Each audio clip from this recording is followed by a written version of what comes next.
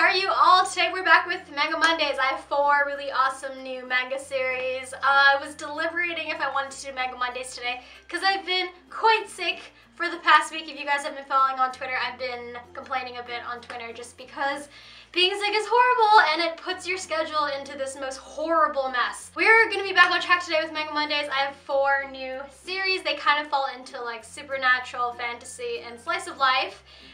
Again, no coherent theme. I really should pick a coherent theme, but I feel like it's better to give you guys like a mix of genres. So, okay, let's get started really quickly. The first series that I have is called Yoshiwara, Hana, Oboro, and it's by Sawaki, Otonaka. This series falls into like a historical romance kind of shoujo category. It starts off pretty generic, in my opinion. It uses that time travel concept to throw you into like a shoujo-y kind of setup. So basically there's a girl named Hana. She is a normal teenager in regular present-day modern times, and what happens is she ends up being hit by a car and she wakes up in the Edo period, way back in time in Japan. So she finds herself in the Edo period in the red light district, which is basically a district where men go to pick up prostitutes, and she is utterly lost. The men are just kind of like groping her and like harassing her because she's wearing her school uniform and she's totally out of context and out of place. She meets a mysterious stranger who ends up buying her and a bunch of geishas for the night. It's kind of like confusing at the beginning because you have to shift gears from modern day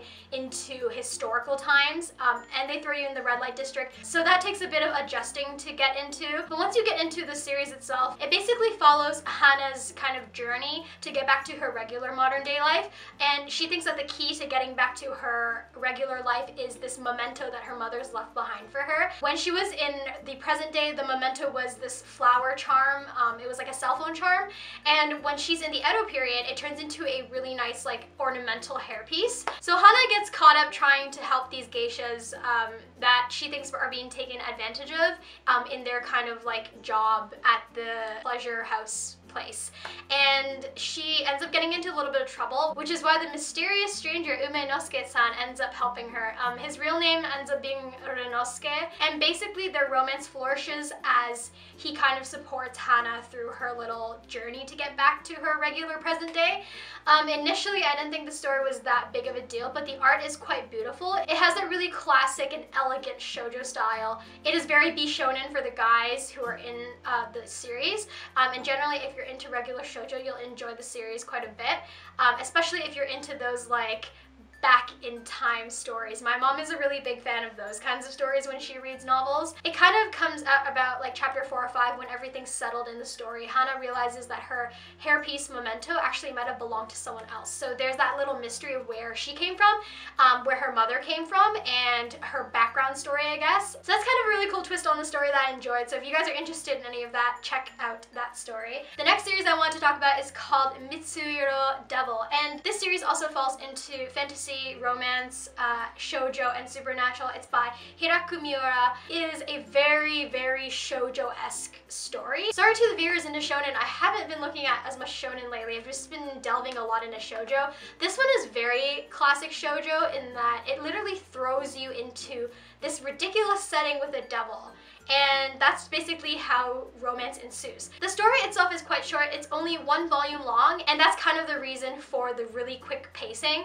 I felt completely out of place when I read this because they literally just throw you into the mishmash of elements, and all the characters don't really have a sense of, this is kind of weird, this is happening really quickly, this doesn't really make sense. They just kind of go along with the ride. So basically, there's a girl named Hana Shibasuzu. She is helping her grandfather take care of the shrine. A devil accidentally falls into the shrine, and that's how she basically meets him. She has a really awkward history with romance, so the story is about how she falls in love with the devil. They have some really out of context comedy scenes, and I feel like there were some bigger questions in the series as to why the devil is here, how is he gonna get back, how does this magic system work, are there other supernatural creatures? None of it is really answered, and the story is wholly focused on the 2 characters falling in love. So you get like really cute scenes and really clumsy comedy scenes, and you have some pretty steamy romance scenes, I think, as well. So if you're into like shoujo fluff and you want something that's just heavy on romance without a lot of like plot focus on the fantasy aspects, save for the falling in love with a devil thing, you should check this one out. The art is very adolescent shoujo, I think.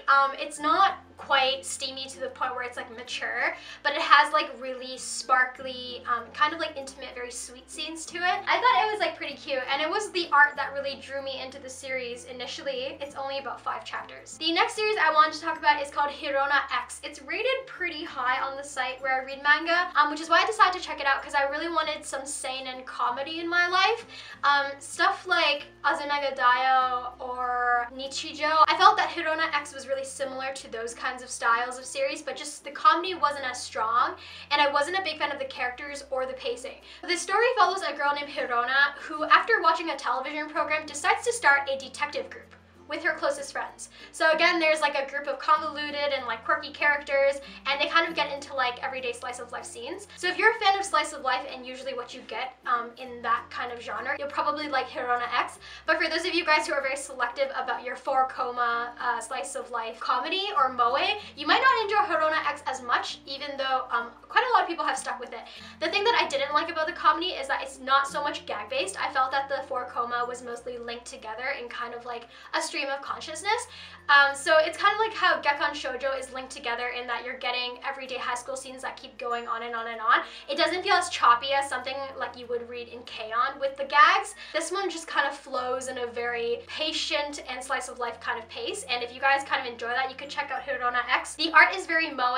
It is quite simple and it's quite easy on the eyes, I think. And finally, the last series I want to talk about today is called Witch Hunter. It's a Korean manhwa by Cho Jung Man, and because it's a manhwa and not a Japanese manga series, it flows from left to right. Some readers actually got quite confused at the very beginning because the art style is similar more to Japanese style manga than it is to usual Korean shonen manga, I think. It falls under quite a few genres. It's tagged under comedy, drama, fantasy, supernatural, psychological. Of all the series that I've read this week, this one probably has the most unique world. It sets up its own magic system in a fantasy world where witches have declared war on humans. So there's this war going on between both sides, and 2/3 of the world is basically falling apart. The witches fight by like getting magic from these hats that they're wearing, and they summon these creatures or monsters called supporters who basically fight for them. The people who go up against the witches are called witch hunters. There's a lot of like action going on. A lot of the action scenes are pulled out of the panel,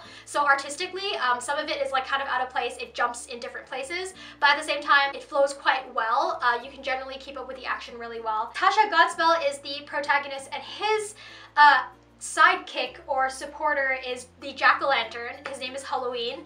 It's kind of like a weird little duo, and the chapters are quite long, so I only read the first 2 chapters, and they already throw you into like an epic battle between Tasha and his sister. So there's a bit of a backstory there, quite interesting I found. And so he fights witches, but for some reason he can't bring himself to hate witches. There's quite a bit of comedy where comedy is due. I found that with Korean manhwa, the comedy tends to be a little bit out of context at times, but it's just because a lot of the comedic expressions artistically are very exaggerated, which is why I feel like they're sometimes out of place. But once you get kind of used to the polarized style of like storytelling and the comedic gags, then you get really used to the series itself. I really like this series because it kind of aims to flesh out some of the social and political aspects of the world and figure out exactly why some people have become witches and some people have become witch hunters. So I'm hoping that more characters will be introduced. Once you get settled into the rhythm of the story, it's actually quite an compelling story to follow. The fighting is very cool because you're getting a lot of unique designs with the different supporters, and Tasha himself has a very unique weapon. There are exactly 142 chapters that are posted online right now, and it is ongoing, so there's quite a bit to tell. While I said that the setup of the paneling is quite easy to follow once you get used to left and right, the art style is really rough but very simple. It leans a bit more towards shonen, and it kind of gives the characters a non-human look to them. There's a very like fantasy whimsical kind of aesthetic that you get from the art, but that's just me. So these are the new series that I had to introduce. Some fell short this week. I was a little bit pressed on time because I got sick and Manga Mondays got pushed back, so I was trying to fly through a lot of different like series at once. So not all of them were really great, but do check out Witch Hunter. It's really awesome. And yeah, I hope you guys enjoyed this video. If you guys did, don't forget to hit like or subscribe for more from me. If you guys have any manga suggestions, leave them in the comments below or tweet me at CuriousCloudy. If you guys are interested in keeping up with what's going on with me, always check out the blog, littlecloudcuriosity.com, or follow me on CuriousCloudy. Also, I recently got Instagram. I got Instagram initially to follow my favorite celebrities and Korean actors and singers. I also realized that Instagram would be a really great place to show you guys any previews that I have of any out-of-the-box things, or just kind of like editing things going on in the middle of the creative process. So yeah, if you guys are interested in that, or you guys have Instagram, come and follow me. I don't really have any pictures up yet because I'm really awkward like that, and I don't really feel comfortable posting that many pictures on Instagram, but come follow me anyways, I guess. And then you guys will be first up to date with any sort of like media news or out-of-the-box packages that might come. Thank you guys so much for watching. Manga Mondays comes every Monday, and at the end of the week there will be a new video of my choice on Thursdays or Fridays, and I will talk to you guys in my next video then. Bye!